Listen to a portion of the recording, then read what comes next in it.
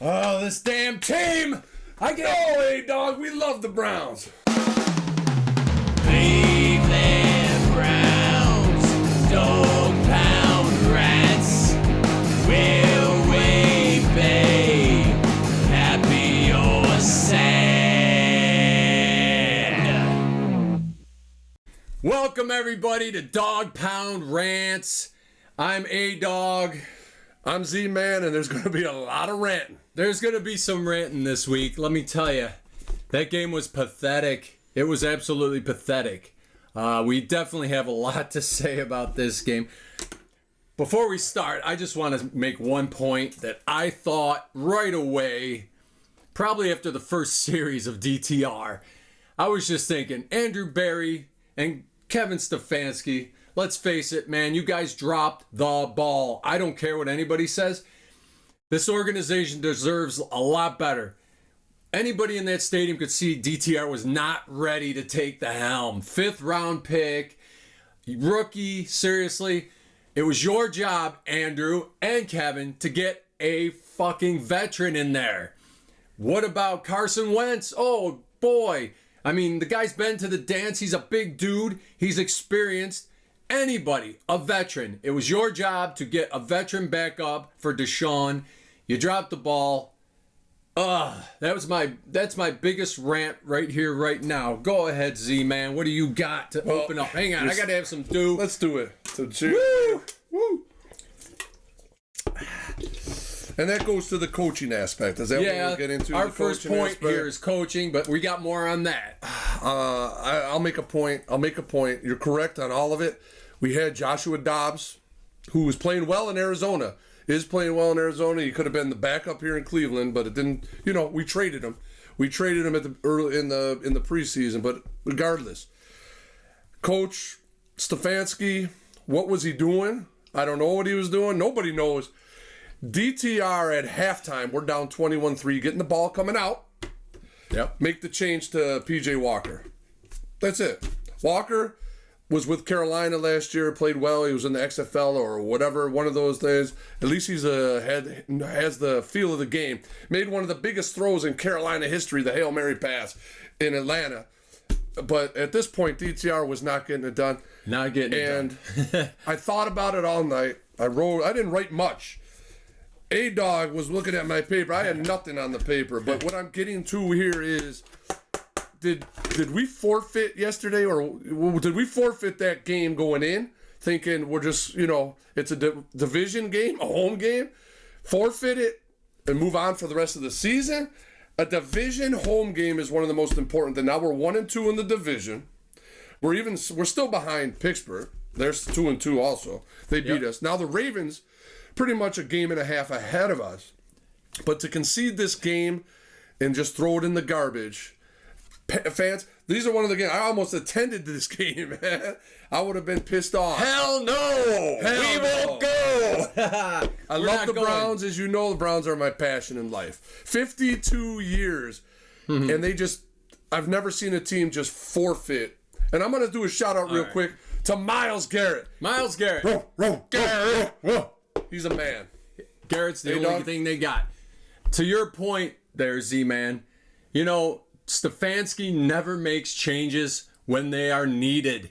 He needs to go bye-bye. He needs to be fucking fired tomorrow. I don't care what anybody says. I hated Stefanski when they hired him. I still hate him. I really do. He never makes changes. Like the freaking Baker Mayfield injury year. All year. Left that kid in the entire year with a bad ripped shoulder. And you saw what happened. Just to run the poor kid out of town, look how he's doing now. How's Baker doing? Your number one pick, as opposed to Deshaun, the $230 million fucking quarterback. It's disgusting. Stefanski needs to go, and I think Andrew Berry, he's dropped the ball many times. His draft picks, 90% of them are out the door. So let's go. Hate to do it again, but they're eating $230 million. Deshaun's not the guy, man. I don't think he's the guy. He had an injury to his throwing shoulder. I get it. But you know what? You got to get out there and play. If he's that injured and can't play, he sure as hell ain't going to be ready in 2 weeks. So, against a pretty stout San Francisco 49ers. And it's a shoulder injury. His throwing shoulder. That shit's going to bother him all season long. How is he going to recover from that? Are you going to sit him down the rest of the season like you didn't do to Baker to help him? Maybe they will because they got $230 million invested in this kid. But what are you going to do? Get a veteran. Anyway, the coaching sucked. Also on note of coaching, oh God, I can't even think right now. I got to go Schwartz swag. Schwartz had that defense ready to play. It's a shame because coming out in the third quarter, it was 3 and out for the Ravens. 3 and out. But our offense was inept to do nothing. Yeah. At that point, you pull DTR and say, listen, sit down. You're not getting it done. Let's put Walker and see what he's got. Right. At least just to change it up because it was, and what funny is too with John Harbaugh, he was smart. He just ran the ball and he knew that DTR couldn't get it done. So the Ravens defense, he wasn't going to have Lamar throw an interception for a touchdown to get the Browns back in it. Smart football on John Harbaugh too. Just, bad football on us. Bad football. And to your point on Schwartz, yeah, Schwartz is a really good coach because he's got the most out of this defense. But I think they've been exposed for just maybe above average, and thanks to Myles Garrett, they are above average. They lose Myles Garrett, I think this defense goes average or below. Finally, they played a quarterback that moved. What did he run? 140 yards and 2 touchdowns with his legs alone. I think that's sick. So I don't think the defense is all that in a bag of donuts, God damn it. So, moving forward, I think this team is just going to break our hearts like they have for many years. I know Z-Man probably don't 100% agree. That's what Rants is about. That's what Rants is about. I've watched this team since 1972. I've watched this team. That's how long I've been a fan. And it seems like every year there's hype before the season. Oh, this team could go all the way or they could get in the playoffs. Or, whatever. And then you play a game or two and you're like, wow, maybe the Browns are turning a corner. They looked really good in this game. And then, no, they break your balls. And again, right back to the Browns is the Browns. So I'm not buying in.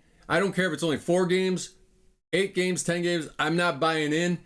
They'll have to beat San Fran and go beyond that to even make me think that they're a great team. They're not. And the coaching sucks. So that's coaching. Now we're going to move to offense. All right, Z-Man, what do you got for offense? I got nothing to say about offense. Let's have a drink to that shit offense. I'll say this. It was like watching a preseason game, that offense. It really was. And as a matter of fact, yeah, it was. Because DTR lit it up against 4th and 5th stringers. And he sort of snowballed us into believing that he could play the game at this level right now. And I know he's a young kid and developed. But C.J. Stroud, who's playing in Houston, looks like a 10-year veteran out there. Because he is well coached. We need to address maybe Alex Van Pelt. Maybe calling the plays instead of Stefanski on game day.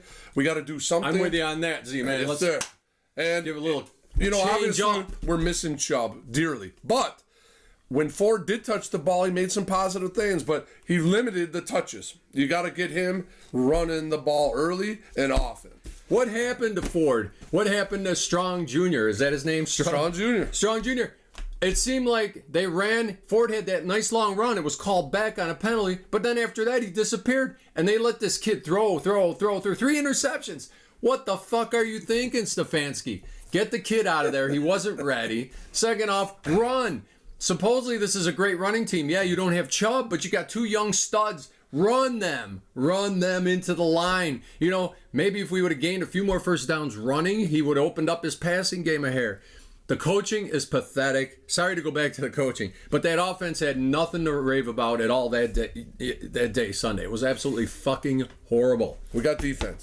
I'm going to say, I know. Go ahead, Z-Man. One thing about Dog Pound Rants is we can disagree, agree. Mm-hmm. It's your show, too. Yeah. Defense played well, I believe, except for a few things, but when you have no help. When they have no help on the offensive side of the ball, it reminded me of the NFC Championship game when Purdy got hurt, and the Niners were pretty much left to dry. The defense was like, you have to go win it. And the Browns defense could not, they couldn't win the game by themselves. And that's my take, that the defense played well enough to win if we had a quarterback. Get us a goddamn quarterback. But how about Wentz? Go get Wentz. Go get Wentz. somebody. He's a big dude with experience. I don't give a shit. He'd be better than TTR. Because if DTR. If Watson is out for a long period of time and DTR is the guy going forward, we're effed. And what we got coming up into Cleveland in the 2 weeks is the San Francisco 49ers. Good luck. Good luck. What I want to say about defense is I think they were absolutely 100% exposed yesterday as being average, a little above average, thanks to Myles Garrett. I don't think they're all that. I don't think they're like the first 3 games. They didn't really have great offenses or quarterbacks. Burrow, a slumping Joe Burrow. And believe me, Joe Burrow will get it together mid-season, end of the season. But I think the slumping, no preseason Joe Burrow was no good. And then, they didn't really play anybody like Lamar Jackson in his offense. We were worried about the broken quarterback where he can make plays and make things happen, and he did. 140 yards with his legs and 2 touchdowns. But in the early in the first quarter, the Browns were getting them 3 and out. But when you have no help on offense, even the second half, they allowed 1 touchdown in the second half. The Browns D. Yeah, that's outstanding. Except for we couldn't get anything going offensively. 0. And that goes back to Coach Stefanski, who had a guy. You elevated P.J. Walker from the practice squad, he can make plays. He can make plays, and he's shown he can make plays. But when you got a guy who can't play the game. Yep. We realize now, and I've seen it between the last few years, even with the Baker injury year, Stefanski can't make in-game changes. He will not make an in-game change no matter what. He will ride the player out till he's dead and they're taking him off on a stretcher, or he'll ride that same boring shit offensive game plan that he's had for the last 4 years. It's done nothing. Thanks to a really good Baker one year, he did well, but that was Baker. Imagine if they would have sat Baker and then maybe kept him, and not paid out $230 million for this sick Deshaun. But we're only on week 4, dog, and I know you're upset. Oh yeah, I'm really upset because I've seen it, and he's negative, and we got this. But we got it. But what I'm saying is, I'm hoping that Coach Stefanski knows what the hell he's doing, because forfeiting a divisional game at home to me makes 0 sense. We're 1-2 in the division now. We played everybody at least once, and we're 1-2, and we'll see. Yeah, I'm hoping he made the right decision. You sit Watson this week, get him ready, or if the Watson injury is going to carry out longer, we have to get you can't let this season just flub away. Yep. You can't. And that was a forfeit. I don't care what you say. It's not fair to the fans. Not fair to Dog Nation. Let's do it. Here we go, Brownies. Here we go. Row, row. Here we go, Brownies. Here we go. Row, row. Woo! Get a veteran quarterback this week. But you can't do it to the fans, man, because people pay good, hard-earned money to go watch. The fans they deserve a full refund. Yeah. They do for that game. And it should come out of Coach Stefanski's pocket. Yep. So there you go. The defense, whatever. I think they're just going to be okay, adequate rest of the year. Here we go, special teams. And I'm going to say... Hopkins! Right. Hopkins is the only thing we got, but... Peoples-Jones is not a return man! We've learned this week after week with this shit team. What the hell are they doing with Peoples? Their return game is absolutely pathetic. It's safe. It's oh my god, but it's not a winning safe. No. It's just it's a horrible special teams. If you have no return game to give even your crappy offense good field position, you're not going anywhere. So again, Stefanski will not address this, that they don't have a good return guy. I could probably go to the waiver wire tomorrow and find a guy that's faster, quicker, and more elusive than Donovan Peoples-Jones. Are you shitting me? The return game is pathetic. If it wasn't for Hopkins being able to kick, they would have nothing. We would have had 0 points. 0 points. 53-yarder made yesterday by Hopkins. So let's get rid of the special teams coach, too. That kid, I know you said you like him. I don't like him. He's not all there. He's not fulfilling his job. This is half-assed. And this goes to Coach Stefanski, I believe, because... Yep. Falls on him and Barry. And the more I thought about it, I slept on it because about our special teams is it's not helping at all. 0. We're getting 0 out of the special teams except the kicking game. And when you're just accepting where the ball lands every single time instead of somebody picking it up, maybe getting 20 yards. Get the team 10 fired yards. up. 10 yards. And we need better field position. Maybe tilt it. Maybe he takes one to the house. We're down 21-10. Yeah. If we have a kick returner like a Cribbs or a Metcalf, take it to the house to open up the third quarter. Right. We're down 21-10. And, we got that to ain't address happening anytime soon because Stefanski hates change. We learned this. Who's your standout player, dog? Standout player? Give me one. I got, dude, what I got written on my paper? He's got none. Cleveland had no standout players whatsoever in that game. Period. I'm going to say Garrett. Myles Garrett is a man. He is That's a for man. Garrett. That's it. That's all they got. And even with they rolled his ankle a little bit, he came right back 2 plays later. So Myles He's a Garrett, man. He's a beast. underperformer. Here's what I put for underperforming. The whole organization underperformed. They've been underperforming for years. I don't know what else to say. Like I said, since 1972, I've been watching this shit. DTR for me. Oh my god. For him to get an opportunity in a divisional game, the biggest one of the biggest. Steelers are big, but Baltimore, the whole moving situation and coming back to Cleveland, this is a game you circle on your calendar every year when the schedule comes out. DTR had an opportunity, not just maybe to play for the Cleveland Browns, play for other organizations. Hey, we got to trade for that kid. But who's going to trade for him? I don't even think a Canadian football team is going to trade. There's no team trading for that kid. He was absolutely god-awful. And I put that on Stefanski, Andrew Berry, and the whole coaching staff, the whole team. Didn't know this kid wasn't ready. Come on, dude. You made him number 2. Get a veteran. True. I'm not going to say it anymore. It's a forfeit. It's really what it is. They forfeited this game for the rest of the season. So they're betting on it. They're betting on it. I hope you're right, Coach Stefanski. I hope you betting on just blowing that game yesterday. Yeah. In the end, we make the playoffs and win a division title. Right on. Here we go. Here's one of our favorite segments. Hero Clown. We got Hero Clown. Well, for me, there was one hero. Only one. And don't confuse that with overperforming player, but he was the hero. Hopkins for the one field goal we got. All right, give me some of that. Woo! 3 times. 3. Yeah, 1, 2, 3. Woo! We got one field goal from Hopkins. 3 points. That guy is money. Money. 53-yarder. So, yeah, let's give Hopkins all the praise in this game, and the rest of the team and organization can take a dump because they were a big dump. The biggest clown, yeah, probably DTR. I hate to put it on the kid.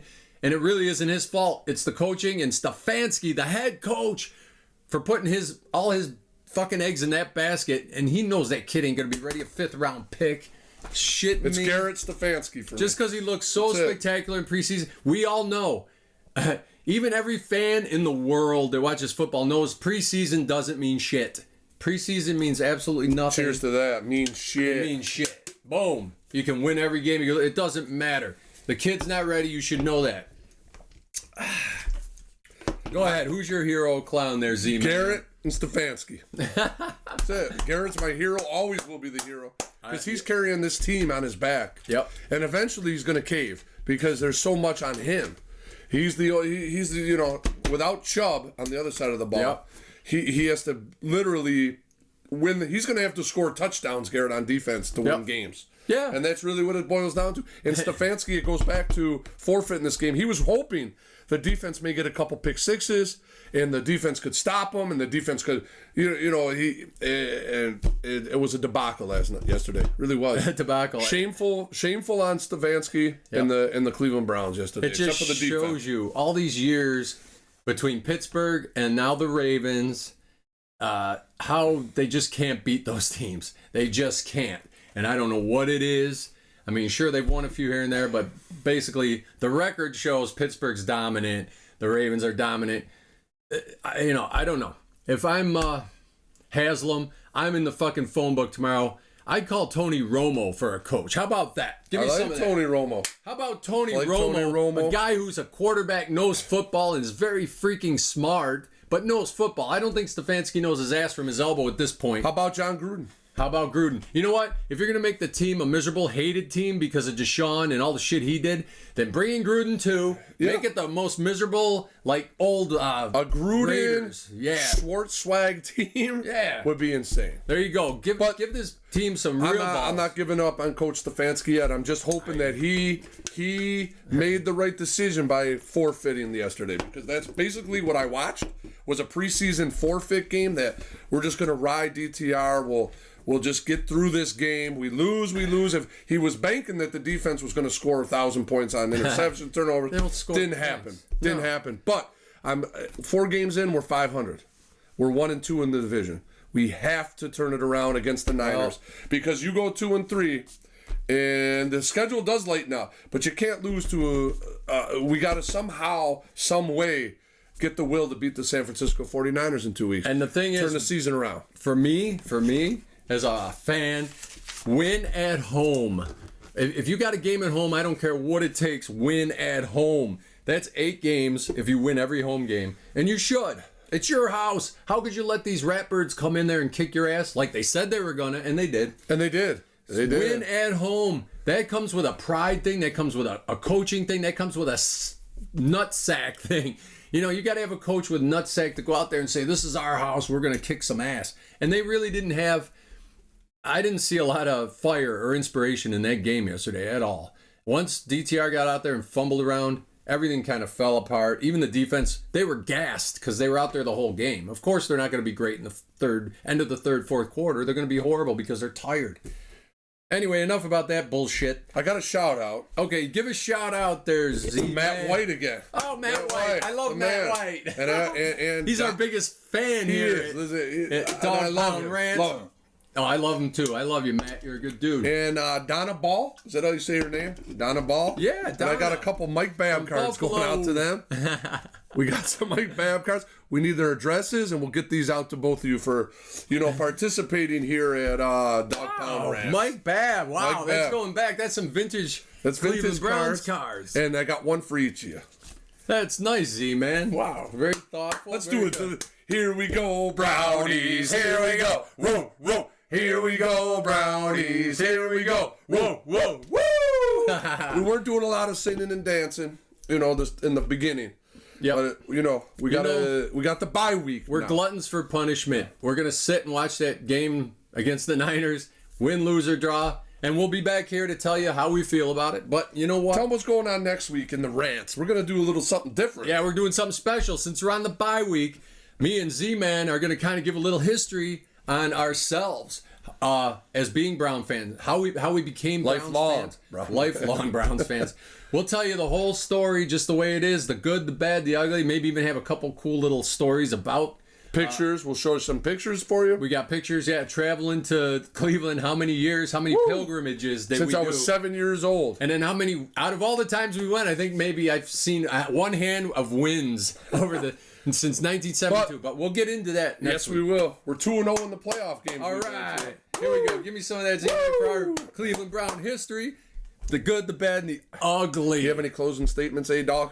I really, let me see. Closing notes. You have some. Yeah, I got some. You've got a lot written on the paper. I got a lot written here because we do our notes during the game, so a lot comes up.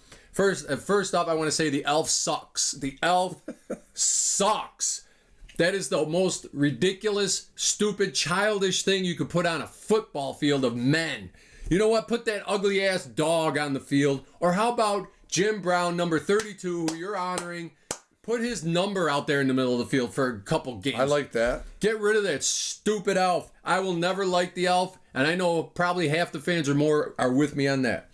Okay, Garrett needs to sit down next year. That's my thing to Garrett. You know what? If this team blows it this year, Garrett, you need to sit out and go to a winner. I'm tired of good players dying in Cleveland. Good coaches, good players die in Cleveland. That's just my rant because that's how I feel sometimes. And then the losing mentality. It just seems like that organization, they start the year, oh, this is a contending team. And then 3-4 games in, like we are now, already losing mentality. That game I saw Sunday was a loser mentality. Not making any changes on the field with coaching or players. Losing mentality. That's my rant. I rest I'm gonna my say- case. Let me give you some for that because we disagree to agree here That's on the right. Dog Pound Rant. That's right, Z-Man. You can disagree. I know you're a little more Like the elf, love the elf, but Frank Ryan, they wanted to put it on the helmet at one time, and Frank Ryan said, if you put that on the helmet, they'll call us the Cleveland Fairies. I agree. But I do, Fairies. it has a place in Browns lore and history. Does it belong on our field now? We did it last year. We don't have to do it every year. Like I say, A-Dog's right. Maybe put the 32 and honor Jim Brown. All year honor Jim Brown. But yeah, I agree. The elf is there for this year. It is what it is. I love the history of the elf. It's a winning history in the 50s. It is a winning history, but not we're the dogs. Put that dog in, That's right. the dog in the middle of the field. Since midfield and Dixon struck up the dog pound and got him going. Whoa, whoa, here we go, Brownies. Here we go. Here we go, Brownies. Here we go. And we all honor the dog pound. The dog pound Everybody was the loves best. the dog pound. That was a good, those were good years in the 80s. Great years. Even though they didn't get to the bowl, that was another heartbreaking part about the Browns. But, they had some great teams and great players. Anyway, I think we got it all out. Yeah, we did. We get it all out here, Z-Man. covered everything. Good. We're going to have some fun next week. That's right. It's going to be fun for all of us. It's going to be fun man. next week because we don't have to watch them lose or flounder around on field. And Bernie's coming. Woo! Bernie goes on the starting lineup. We love Bernie. But I got these 2 cards for Matt White and Donna Ball. All right. Mike Babb. Mike Babb. Those are oddball cards, but I like it. Center. One of the Pro Bowl centers for the Cleveland Browns, and that's mid-80s. Mike Babb. He was, Bernie Kosar used to stick his hands right under there. Right under his ass. So there you go. They're coming out to you guys. Look at that. That's great. All right. Well, thank you. Thank you for watching Dog Pound Rants. A-Dog. Z-Man. That's right. Woo! Please like and subscribe and hit the bell so the notifications when we drop some shit on you, you can check it out. But don't ever forget. Don't ever forget. Woo, woo. We're dogs for life, baby. Yeah. Play